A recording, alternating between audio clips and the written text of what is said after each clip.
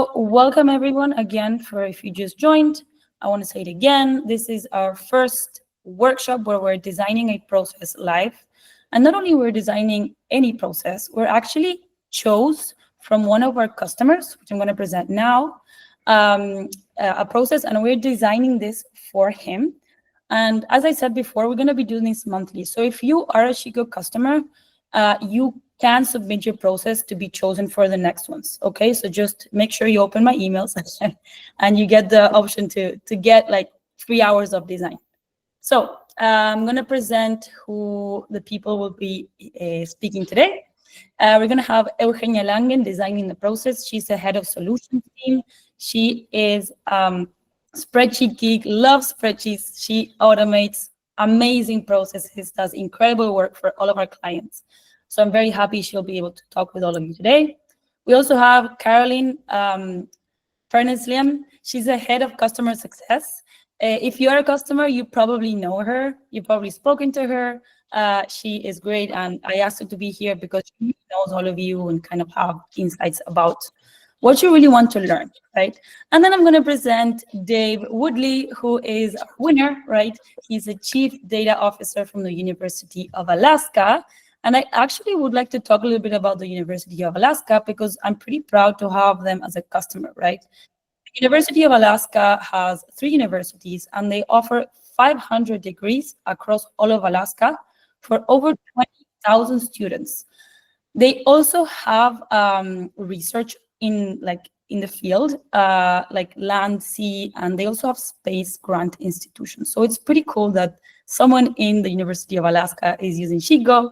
And he already has a use case, and he presented to us today another use case, which is what we'll be designing. So I don't know if you're there, Dave, if you want to say hi or not. Sure. It's really fine if you don't. Oh, there you are. Hi, Dave. How are you? Hello. Good. Thank you for the introduction. Yeah, I've been with the university for about almost 30 years now, and we're very proud of our institution, which it's kind of small by a lot of standards for in the rest of the United States. Our university system is kind of small, but we do a lot with what we have. Cool. And our big thing for what I do at the University of Alaska Foundation is fundraising. So we have a ton of dollars coming in from donors, and all of that money has to be spent. And then on top of that, we have to tell donors how we spent their money. And this is a very common thing at higher education institutions. And we have very complicated processes for it. Often involving things like SQL programming, and our current solutions just feel kind of overkill. Like we probably made this a lot more complicated than we need to. And this is where I'm hoping Sheetgo can come in and take what should be a simple process and really make it a simple process. So cool. Well, hopefully this will be shown.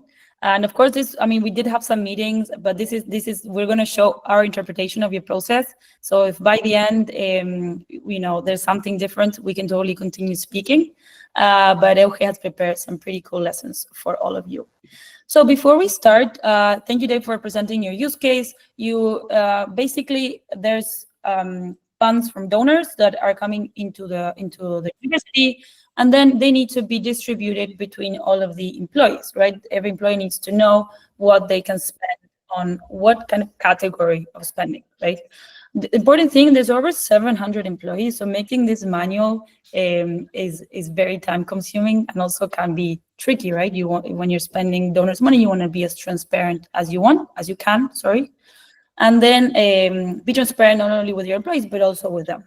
So this was kind of the use cases that was presented.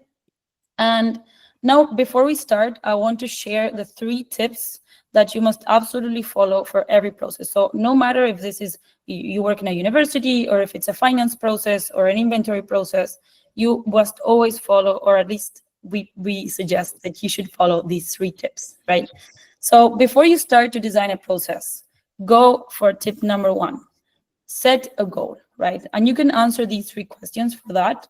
If you go into your data and you just start trying to manipulate it without really knowing what you want to achieve, it's going to be super, super difficult to actually get anything done. So in this case, we answered these questions. So what questions should the data answer, right? For every employee, how should they spend each account total? And for the donors, how is their contribution impacting the university? How often should it be updated? Quarterly for the employees, annually for the donors. Who is it for? To make employees' life easier and also improve transparency for the donors. Now, with this goal in mind, it's much easier to set out to design our process. Now, second tip. Where is your database? Like from what is your database that you're starting from? And always have clean private databases. So we're going to start from a database that we're not going to manipulate. That is going to be our single source of truth. And then we're going to manipulate that data in order to answer the questions that we just asked ourselves, right? So here are some tips. We're going to send this to everyone who registered. So if you want to get this, you'll get it after the meeting is over. So do not worry. And in this case, the source of data is 3 CSVs, some CSVs downloaded from 3 different databases. And this is what actually Dave is using Sheetgo for already. He's merging these CSVs in order to create the master Google Sheet with all the database. So that's where we're going to be starting today, right? That's our single source of truth for designing this process. And then we're going to go to tip number 3, which I'm going to let Carol speak about this one because, she knows much more than me. So hello, everybody. I can see some familiar names, so I just want to greet before go to the tip 3. So connect. You can bring all the data together. If you have a spreadsheet that you manually input information there, it's okay. So you have you are working with API key and you are exporting, it's also okay. And we know that we have some sites and some systems that you can export CSVs, Excel, or Google Sheets. Then you create your workflow, so you transform your data. So this is where the magic happens. And then you can visualize your data. So you can share with the specific people, and you don't have to give access to all your workflow. So you can share just with the specific people. Okay. Thank you, Carol, for that. Yeah, of course. So basically, this is what Sheetgo does, right? This is how Sheetgo was born. We saw that this was a process that every automation should take. And then this is what Sheetgo does for you. Of course, with some help from spreadsheet formulas. So without further ado, and I think I went over a little bit, but let's go straight into designing the process. So Eje, are you ready to share your screen? Yeah. Cool. While we do this, please ask questions in the chat. Raise your hand if you have questions. Like, this is for you all to learn. And so, yeah, just we're starting from the Google Workspace, blank. So, yeah, I was just so excited to have a blank workspace that I was like, yeah, I want some folders here. I think it's important to say that Steph was referring to a database.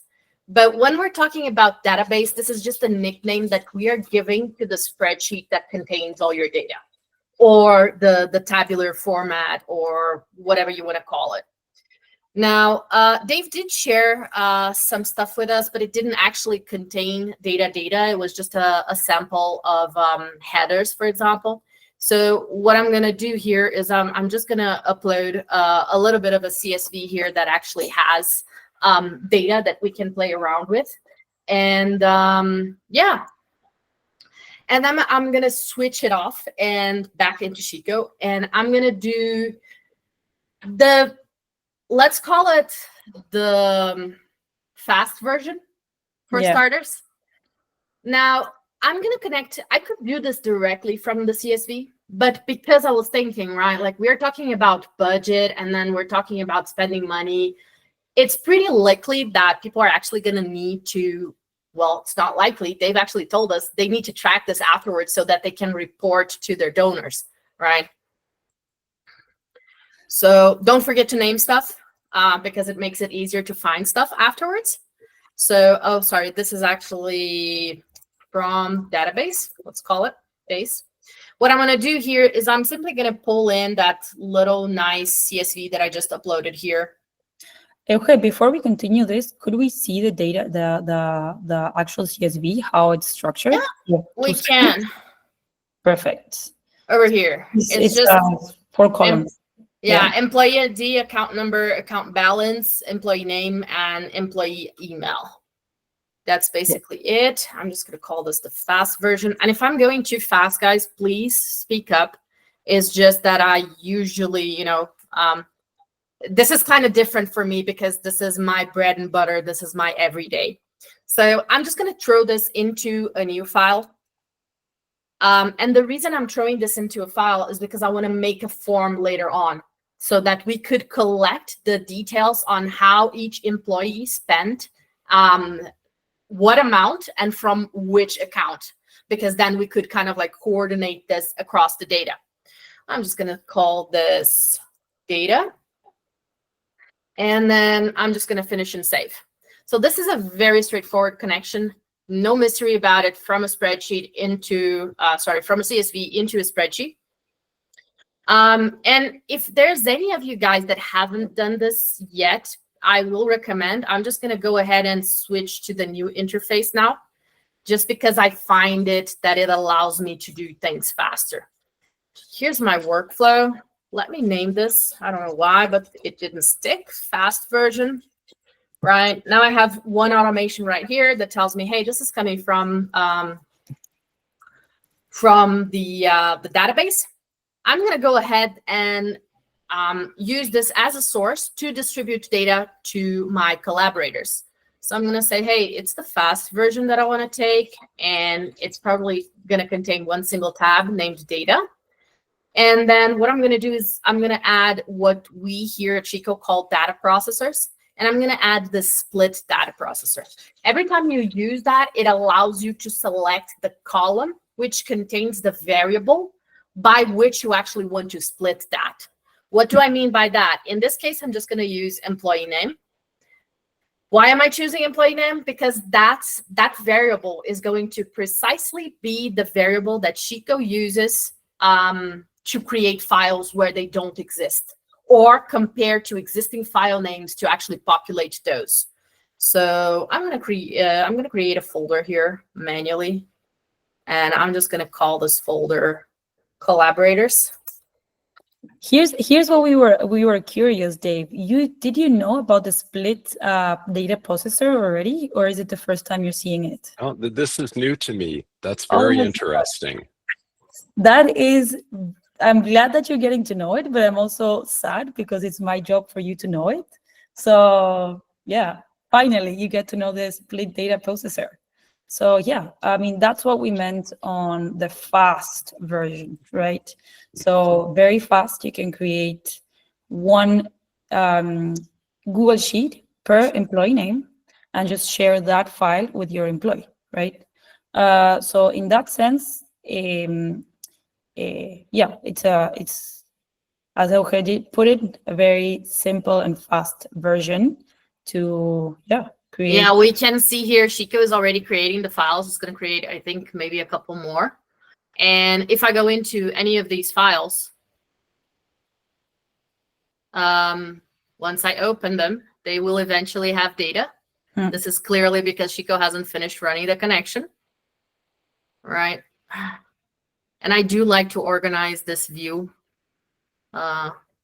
into a way that actually makes sense to me. So there you go. Now I just switch the tab and the data is actually here. So in this example, then our fellow Aaron Johnson, not a made up name at all, just kidding. They know that they have these accounts and they know that they have this balance for those accounts to be used. Yeah. And then also, like if you would like to send this via email to them, like as a link, for instance, that would be a possibility to create a PDF. But we discussed that the best option for you was a Google Sheet, right? But if you do wanted to create a PDF or a Google Doc, that you also can do that with Sheetgo. We just this is what you what you requested. So in a very fast version, this is it. Yeah, and now what I'm going to do is I already have all of these pieces of information. They are very nice, but now I'm going to want to enrich this at any point, right? So what I'm going to do is I'm going to go ahead and I'm going to I created a tab here that I called form. Wow, what a good name. I'm really good at that. And I'm just going to add some fields and create a form with Sheetgo that would allow me to report my expenses, for example. And there are a lot of very cool features with forms that I'm not going to be able to unpack here, just because I told you guys this is the fast version. We're also going to have the slow version, because this version is kind of like, you know, dream come true. The data came to us, but it was already prepared. And we know that this is usually not the case, right? We receive data and it's usually all messed up and we need to kind of work on it, right? So if you guys don't know Sheetgo forms, this is a little bit how they work. You basically create the spreadsheet and it already helps you think through what are going to be the pieces of information that you want to receive and in what structure they want you want them to be received. So what you do is you format them by, you know, adding those tags. You can see that I wrote date default now. I'm just gonna say that this is hidden because it's not actually something that I need. It's just I really want to have the timestamp for when people submit their forms. So I'm also going to collect the emails, right? Because I want to know who submitted this. And I'm saying that the default value is the email because that's going to say to Sheetgo, hey, Sheetgo, please collect this email for me instead of the person having to actually type it out. There is a downside to it, which is people need to, you know, log in. I'm going to say it's locked because I don't want people to be able to change it. And I'm going to say required. What else am I going to say? Oh, I'm going to say cost center, right? Which could be like, I don't know, account maybe makes more sense, right? And it's required. And I'm going to say it's a drop down. Yeah. And then what do I do to say what is the dropdown? I simply go into the spreadsheet. And if my mouse cooperates, I'm going to just say that, hey, this is going to be a data validation. And I am adding a data validation rule. And I'm going to say, hey, this is a dropdown from the range. And the range that I'm actually going to select is just the account numbers that we have over there. Is that a better way to do this? Yes, there is, because I'm assuming maybe like John Smith, he doesn't have like a multitude of accounts. He only has like, let's say 2 or 3 accounts that he can withdraw funds from. So we could do this. Sheetgo has an option to do, you know, dynamic dropdowns, and you can ask Carol about this. Yep. Because otherwise it would take a bit too much time, but yeah. Yeah, exactly. And just because I want to go just to tease you guys a little bit, also because y'all said that you're all very good with spreadsheets, I'm just going to say, hey, we can actually do data validation by regex in forms. So this opens up a lot of possibilities. And I'm just going to say it also has the possibility for them to write something about it, like, details. And I'm just going to say this is a paragraph, but this one is actually not mandatory, right? Now, if I go back here to my Sheetgo Fast version, I'm just going to create this form, right? And you're like, oh my God, you take all this time to configure it. Well, that depends on your perspective, because now all I'm going to do is I'm going to select the file and I'm actually going to point to the form tab, and you can see that it's already rendering a preview for me. And if I show you guys this preview, it shows me the account, and I can select a drop down, amount, and details. But I'm going to tell you guys, what if I actually want to submit multiple entries at once, right? Like I just did an expenditure, and maybe it's something that I got a special deal, and it should go partially out of the infrastructure account and partially out of the, digitalization account.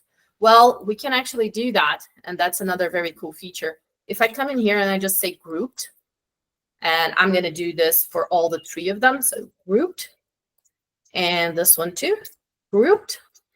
And I go back to Sheetgo and I refresh my preview. You're going to see that it kind of changed. I'm going to finish and save this just so it's easier for you guys to see it.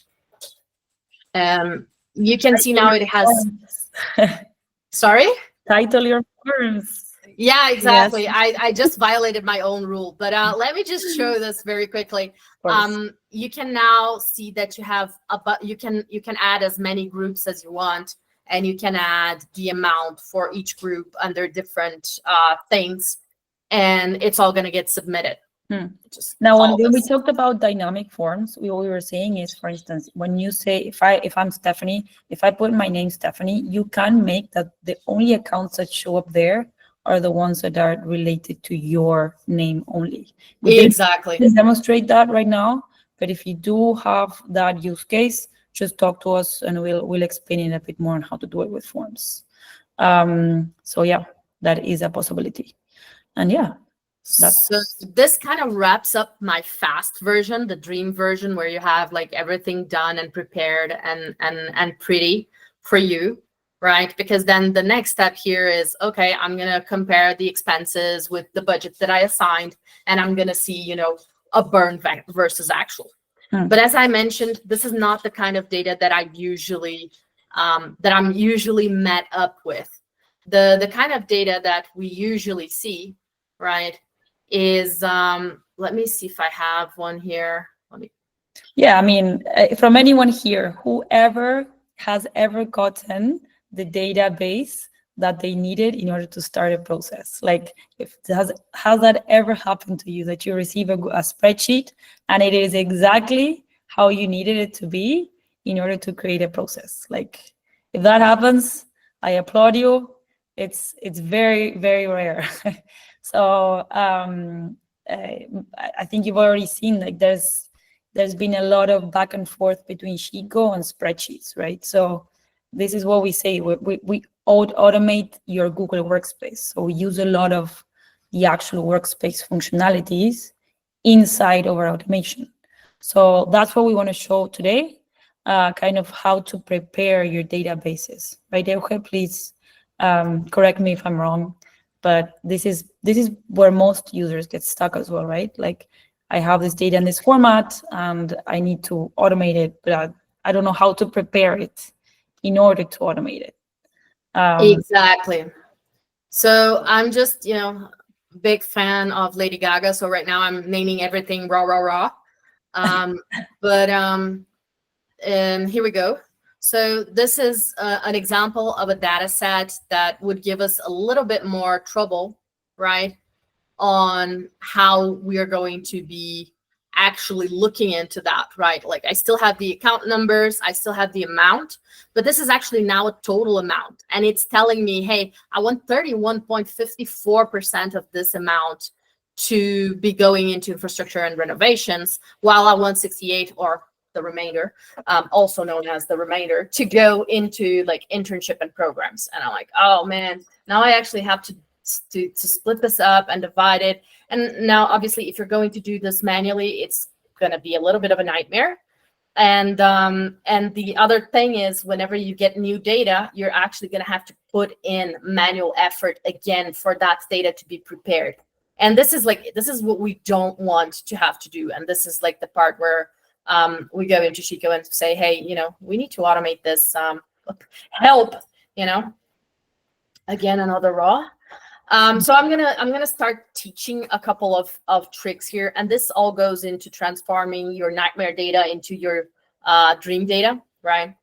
Now, the first thing that I'm gonna do, and this is a Sheetgo feature that needs to be used with a lot of care, is I'm gonna do this unlock destination tab. And you're saying, hey, why are you doing this? And I'm just gonna call this raw 2.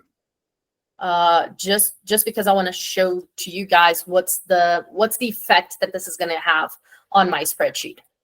So now I'm running this, and my spreadsheet, which previously only had the raw, and you can actually see the padlock, and every time I try to edit it, it would give me that notice of like, hey, you're editing a part that you shouldn't, edit by accident.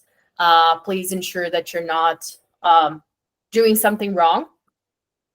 Which Now is this, part of our rule, right? Clean data. yeah, it is, because Sheetgo, what Sheetgo does, it mirrors data, and part of this is because it's for security purposes. Because if somebody changes the data on the destination, next time your connection run, it's still going to reflect the original piece of information, and that's why Steph talked so much about databases. Am I talking too fast? A little bit, maybe, but we Okay. can see that. I mean, she's a spreadsheet lover, and that's it. You love to talk about spreadsheets. Yeah, so it's a bit okay. I'll try Okay. to slow down a bit. Cool. I'm gonna get A glass of water. There you go. yeah, exactly. Maybe while Euge drinks some water, I'm going to share this tip that I learned recently. Did you know that Google Sheets has a limit of cells, and which is 10 million, right, Carol? Yes, 10 million. It doesn't only count the cells that have data in them. It actually just counts the number of columns times the number of rows. So if you're handling a lot of data and you don't want to reach that limit, always make sure to kind of delete the columns and the rows that you're not using. And if you just need more, you add them, right? And yeah, hopefully that was a good tip from a marketing girl. And there's one more thing to it, right? Like if you use formulas, and there are a lot of formulas for that inside Google Sheets. If you use formulas that expand automatically, they are going to automatically generate those extra rows or extra columns that you might need. So here, and if we're following Steph's process, right, basically what we actually want to see is the dream data that I just presented in the fast version, right? We want the account, we want the amount, we want what it is destined for, and we want to know whom it's assigned to, right? So I know that the very first step that I need to do here is I need to split this little bad boy over here, and I need to split it based on a comma, and then I do want to remove the empty spaces. And you're like, hey, I don't know this formula. How do I use it? Just click on the question mark, and if you expand here, it explains to you a lot about the formula. And if you're still kind of confused, there is one nifty trick that is, at your fingertips right now. You can just go to ChatGPT or Gemini or your favorite AI, and you can consult with it and say, hey, I need a formula to do that. How do I do it? And it's going to give you an answer. Sometimes it gets it wrong. My pro tip would be always tell it that you're trying on Google Sheet. Exactly. But also you can give it feedback. You can tell it, hey, this formula didn't work. Give me another one. And it does. So this is what I did. And now the difference here is I don't want to drag this down. The main reason is the main reason for me not wanting to drag down this formula just like this is because then every time I get a new row, I would have to do the same thing. So instead of doing that, I am going to use a nifty trick. I'm going to show you guys.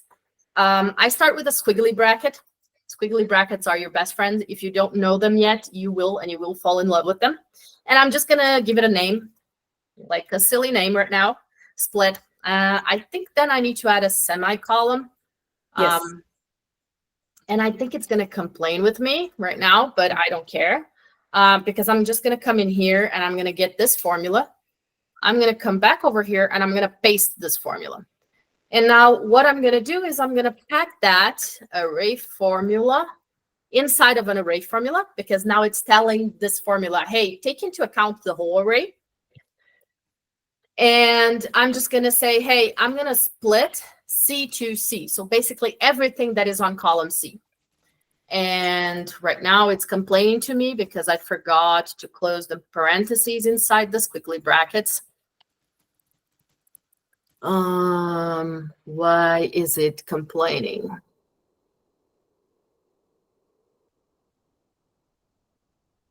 Why are you complaining? Do you still have the formula on the full column? C2C, it should be correct. Let me do one thing, right? Since this has decided not to work over here, let's do this and test if this formula is working. So, oh, yeah, okay. So now it's complaining about the formulas, right? There you go. Now, if I take this out, this part is still complaining. And I'm thinking,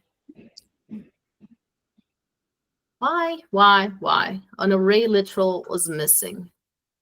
So here again, like if you get these errors, you can always share them with an AI and it'll help you interpret them and fix them. Even with commas and that kind of errors, it's super useful. Euge just likes to troubleshoot them herself because she loves spreadsheets. Maybe if you expand column C, it'd be easier to understand what column C. No, I think I need to clip column C first because, you know. That's much nicer to view. Thank you. And I don't know why this is not working. So I'm going to go for a different way. So array formula, this thing. And now I'm actually just going to say CC, right? Okay. So now I have the destination and everything, right? Cool. So this is working. Okay. This is working. Yay. Now I noticed that I already have my things kind of like separated by the columns. So now what I want to do is kind of like stack them vertically, right? So that I actually get the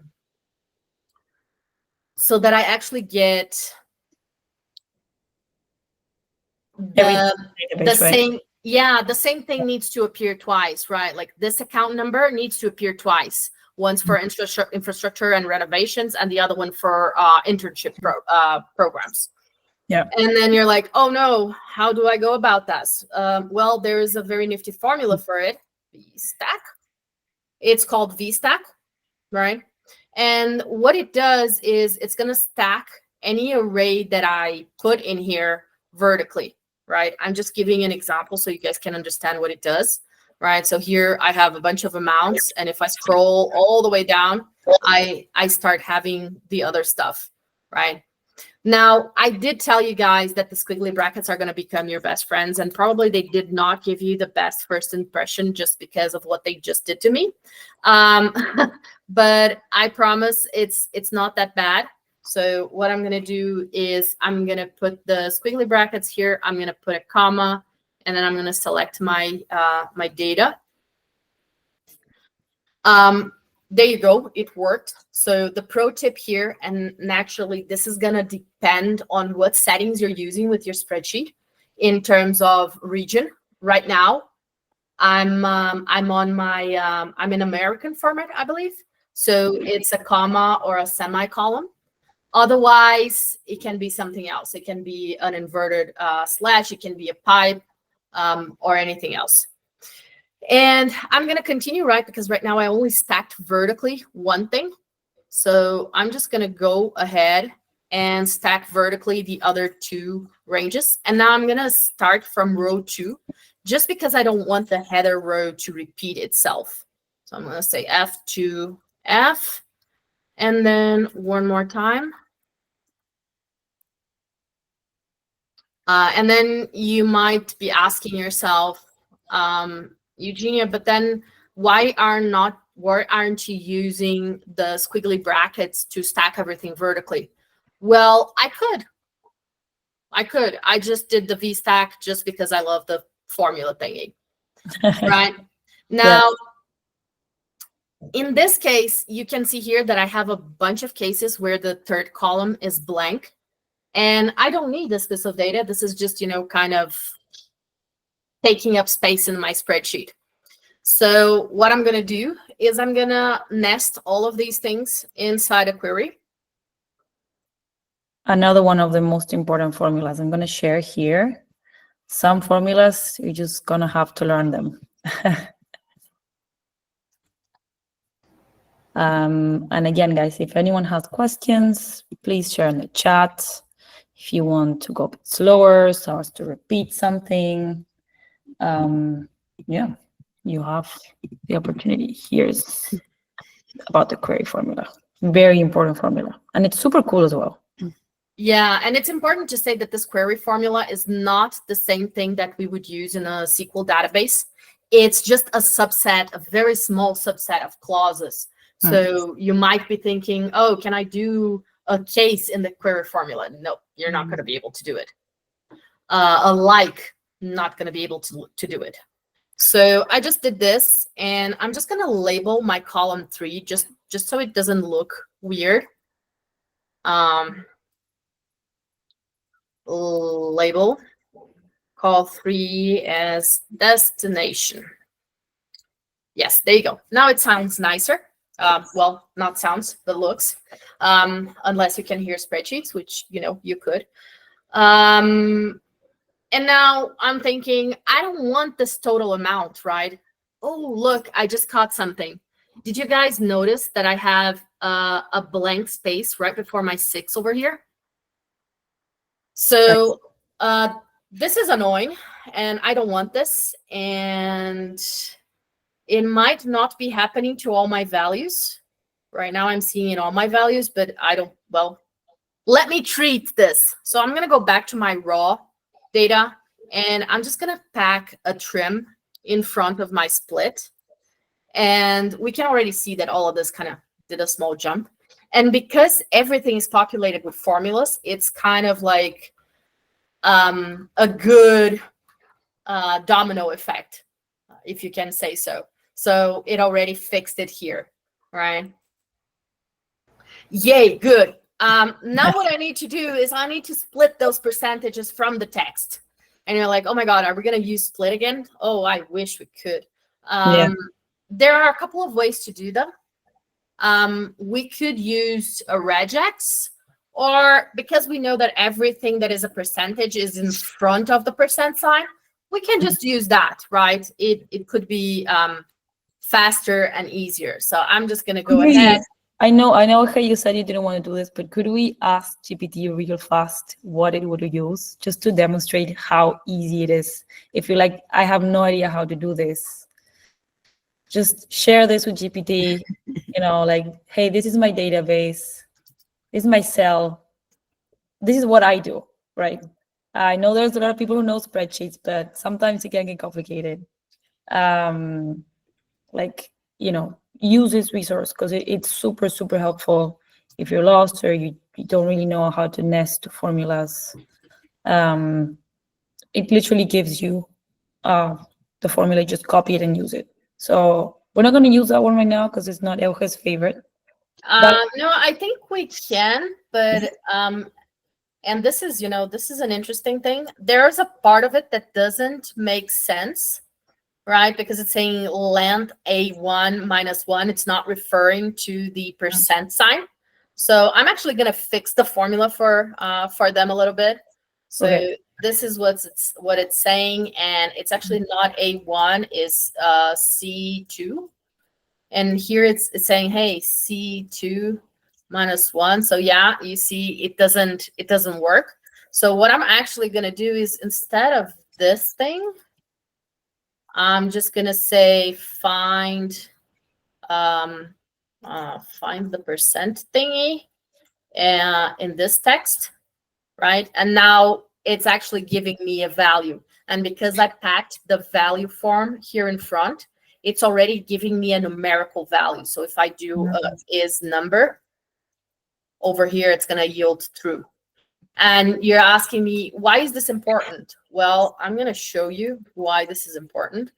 If I remove the value thing, it still looks like a percentage. It looks really nice, but it's yielding me is number equals false. And you're like, why does this matter? Well, because my next step would be to actually attempt to multiply the percentage by the total. And now, just because I'm showing you guys, it obviously worked. But in a lot of cases, it wouldn't. Right, D2 times B2. So yeah, so that's a thing, right? I'm just going to leave the value here just in case. And another nifty trick, if you come in here and you hit Control Shift Return, it already puts the array formula for you in front. So then all you would have to do is say, hey, C2, C2, C. Oh, sorry, not C2, C2, C. So then it's doing it for the whole column. I'm just gonna apply some formatting to it. I really, really, really like to have my formulas in the first row. So I usually move them. And there are a couple of ways to do this. Before we go any further, I want to treat these things because we obviously don't want broken values in our data set. So all I'm going to do is in front of this thing, I'm going to put an if, and I'm going to say, hey, if C is actually blank, just leave that blank. Otherwise, then you do what I'm asking of you. Now, if I go all the way to the bottom, we can no longer see those errors. Yay. Let's give the squiggly brackets another go. And I think it's worth to mention that the array formula, it's not because we love, because Eugenia taught me how to love array formulas. So, but it's because when you have the formula on the header, so you are not putting much formula in your spreadsheet.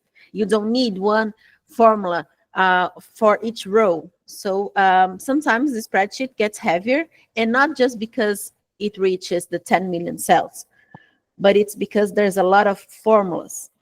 And then this array saves us some space in the spreadsheets.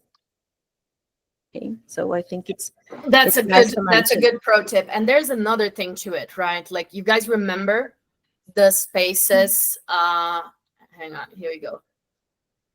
Do you guys remember the spaces that we were discussing when I first imported the percents? It was with a space. Now, if I had done this by a drag and drop, I would have to edit the first formula and like drag it all the way down again. But by doing it always on the header and always in a single formula, I changed one single thing and it already did for the entire array. So I like that. So the second way of putting the formulas in the headers that I also use a lot is like this. I basically check if the row that I'm talking about is the first row. And if so, I wanted to input the title. If not, then we go into the next part, which is checking if it's empty, right? So if C is empty, then, if C is empty, just leave it empty. Otherwise, it does something. And in this case, what we're going to do is we're going to repeat the same process that we did to extract the percent, but we're going to do it the other way around, kind of like mirrored, because now we want the end of the string. String is text. So basically, I want to get left what's on CC. And my number of characters is going to be the total size of that text, right? Minus the position in which we found the percent. So find the percent that is on C. Okay. Another nice thing of just using array formulas and not using the squiggly brackets is if I hit return right now, even without closing all the proper parentheses, it's just going to close it for me, and it's going to work. Now, I knew it didn't work. I know why. I was just waiting. You only need to put one there. What did I just put one? You have to say. Oh yeah, for sure. You see, guys, you will get to this level. You will. Yeah, so it was just telling me it's equal to false because it was saying, hey, there's nothing on column E and nothing does not equal to destination. So now I did say left here, and it's not left that we want, it's actually right. So there you go. I make plenty of mistakes. The trick is not to get panicked by them. And then again, here we're having the space thingy. And I don't like the space thingy, so I'm actually going to do find +1. And there you go. The space is gone. Cool. Whew. And if anyone is scared by this formula, I literally do this all the time with GPT. Like just ask them, I want this piece of data from the cell, and it'll give it to you. So don't be scared by that lengthy formula. Exactly. And even with GPT help, we can go just small pieces.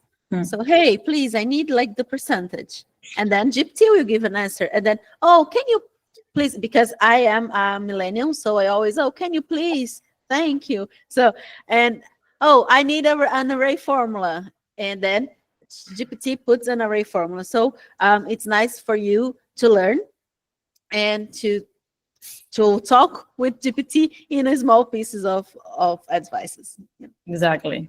Super cool. And then now we can actually do the multiplication, right? Percent. Yeah, so that's what I'm doing right now. I'm just telling it I want to multiply. And obviously I'm getting an error. I don't know what I'm doing wrong. So let's see. Isn't it yeah. Yeah. No, okay. there's an extra parenthesis here that should be inside the squiggly thingy. So there you go. Now we have the actual amounts. Let's just format it to look nice. And then this is prepared. And now basically the last step that is missing is like, okay, to whom does this belong, right? Like to which employee are we going to distribute this piece of information? I'm gonna do a simple version here, right? I'm gonna call this map. Because there are plenty of ways that this could go, right? Because maybe this amount right here that is for internship programs, maybe it's going to even go ahead and be divided between plenty of employees. And it's one of those things that you're going to have to tackle. But right now, I'm just going to play pretend and say, hey, let's just pretend that all of the internship program goes to one person that manages all that budget, and maybe they are going to do the distribution. So what I'm doing here is I'm actually just mapping those things into, I'm mapping the types of expenses into collaborators, let's call them, right?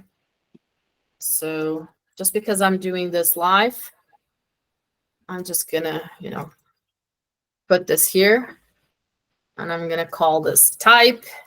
And I'm going to call this Ike's employee. Right. Okay, awesome.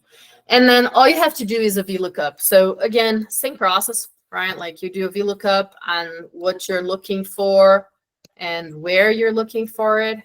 What's the column? Is it sorted? And then I have a result. Gonna do the same thing. So now I transform this into an array formula. So now it's doing for everybody. And now if I just get this here and put it into some squiggly brackets, employee. Oh, damn. Okay. This happens sometimes. Yeah.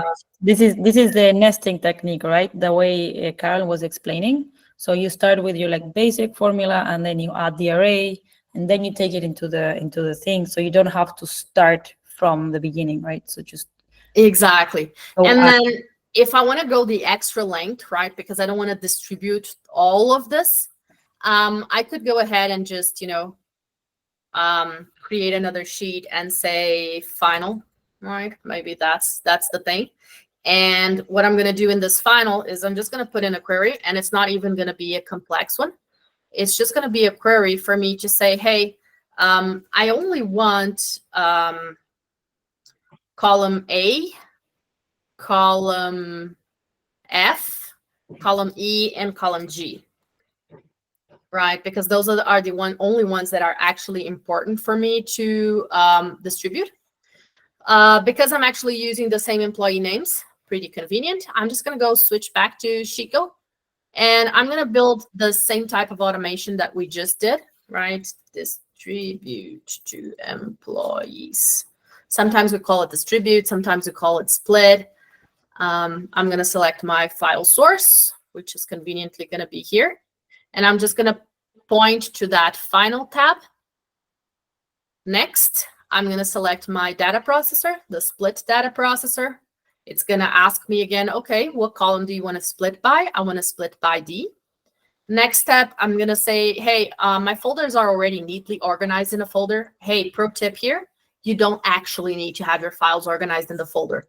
As long as you put in some shortcuts there, Sheetgo is going to be able to understand that, even if the files are located elsewhere. I'm going to say, hey, this is an existing folder, and it's my collaborators folder right here. And I'm just going to call this budget 2. There you go. Finish and save. So again, right, like the actual part of Sheetgo is pretty simple if your data is already in the format that you need it, right? But how important is it to be able to prep your data and transform it so that then you can split it in this case, or merge it, or send an email, or whatever it is that you need to do with Sheetgo. So yeah, that's what we wanted to show, right? Like the importance of your database. As okay, I'm always saying this, right? But it's super important to be able to transform your raw data into a data that you can actually use. So yeah, there we go. Like, okay, Lisa says, can the data be sent to an existing form, or does a new sheet need to be created in the split data process? I'm sorry, that's a type. An existing sheet. Yeah. I was gonna say, I didn't understand the question. Yeah, I figured that's what you meant. I figured that's what we are in the same wavelength. Yes, it totally can. The trick then, Lisa, is for you to do this piece of the mapping, right?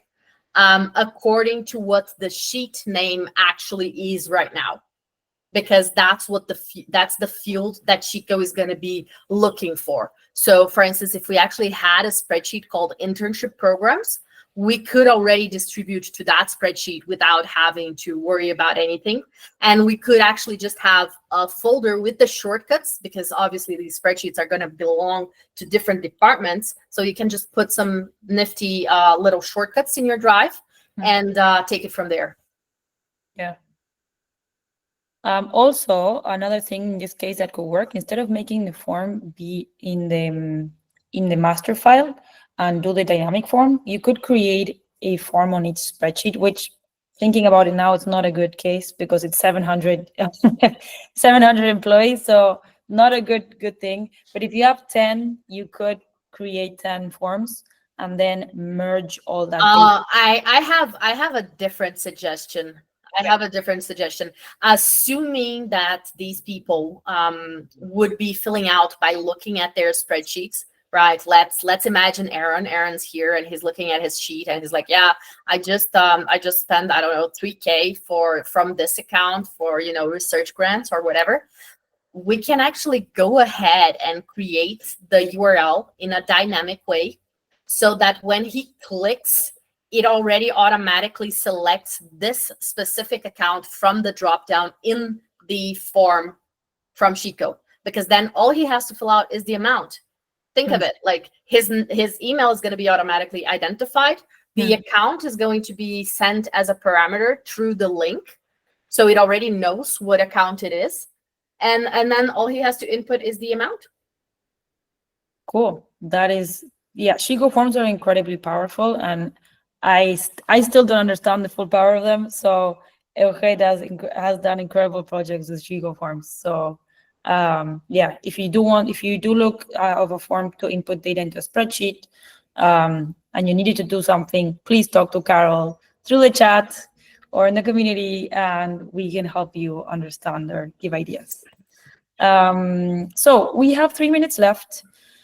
I'm very happy that we have 3 minutes left. I thought we wouldn't have time left for questions, but please, if you have questions, you can raise your hand, open your mic, like full disclosure, do not worry. Or if you want to do it through the chat, you can do it. I'll read them. I did see here a question. Can you give an example of what the shortcuts would look like? So I'm just going to go into my drive. And this is not necessarily a Sheetgo thing. This is just a drive thing.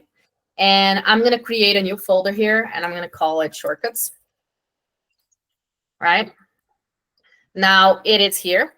Now what I'm going to do is I'm going to go into those collaborator sheets, and I'm going to get Aaron, and I'm going to say, hey, organize. Under organize, there's an option, Control Alt R, and it says add a shortcut. And it's going to allow you to add a shortcut anywhere. So even like if we're talking about shared drives, it's going to allow you as well.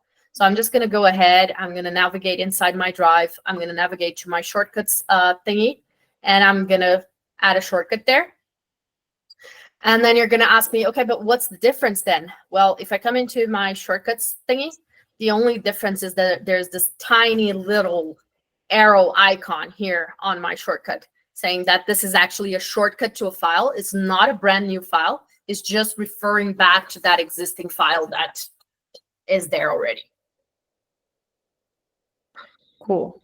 Again, like there is the importance of mixing workspace features with Sheetgo features in order to automate your process. That's why we call it automate your Google Workspace, right? Because you need both of them in at least to operate with Sheetgo, right? Any other questions? Because otherwise we would like to know, like, as I said, we're going to be doing this monthly. So we do have some polls that are already live. Like, we want to understand, like, was it difficult? Was it not difficult? Would you like to know more about Sheetgo? Would you like to know more about spreadsheets, about databases? Just let us know so we can continue creating these classes for you. And if you are a customer, please submit your process, because actually we said it was going to be 1 hour, but we kind of, how many hours did we spend on Dave's case? Okay, like 4 to 5. So this is actually a service we provide. So the fact that we are designing a process for you is one of our services, and we're doing it for free if you're one of our customers. So please feel free to take advantage of that for November's workshop. Cool.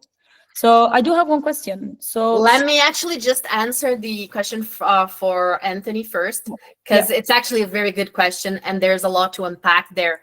So Sheetgo's not going to get confused as long as the naming convention from like the column that you're using to do the split is the same there.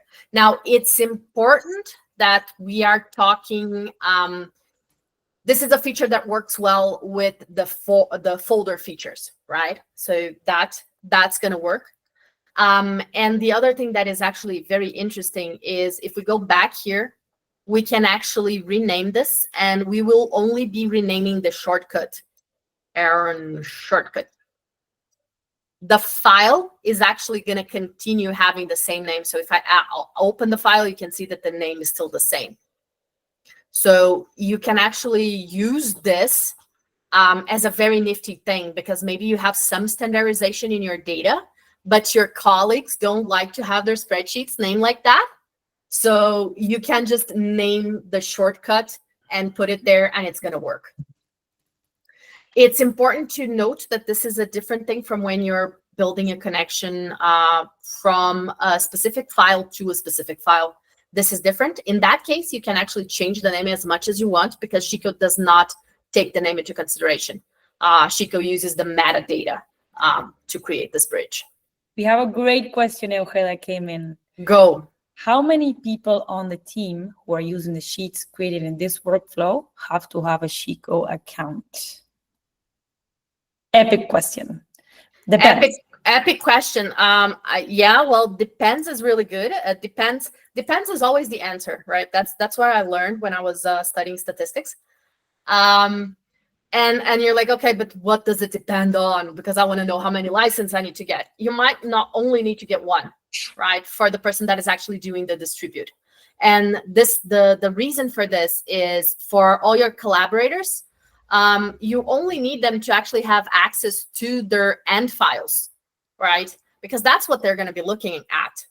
Now, if you say, hey, but I want Aaron and I want John Smith to actually be able to run the workflow to ensure that they actually have the most recent data, then they're going to need a license. Otherwise, it's fine. And obviously now, if you kind of set this up along with a trigger to run this like every hour, chances of Aaron or John Smith needing a license kind of decrease drastically. Did that answer the question, or was it not clear? Basically, it's a very scalable tool, Sheetgo, because in this case, it's 700 people that you just share the spreadsheet with, and with a single license. So in that sense, Sheetgo is pretty cool. For those, no, they won't need a license to fill out the form. They will need to have a login to Sheetgo, but the free version is going to suffice for what they need to do, because no actual license is needed to fill out forms. Unless you don't ask for their emails and you'll tell them to put their email manually, which is not recommended, right? In that case, you can just publish the form and have anyone answer it. But yeah, we do recommend that especially if it's like a transparency process that is in this case for how people are spending money, the recommended thing would be to have the default email to input the thing. You can also add files. So if you want the like maybe even the collaborator, the employee to like have an invoice or whatever it is that they spent, you could also attach that via the form, so that and you know what I really like about the file upload thing on our forms? It allows you to point to a very specific folder. Like, hey, I want these files to go into that folder. So then you don't have to be looking for them or waiting on what mysterious folder they might be in.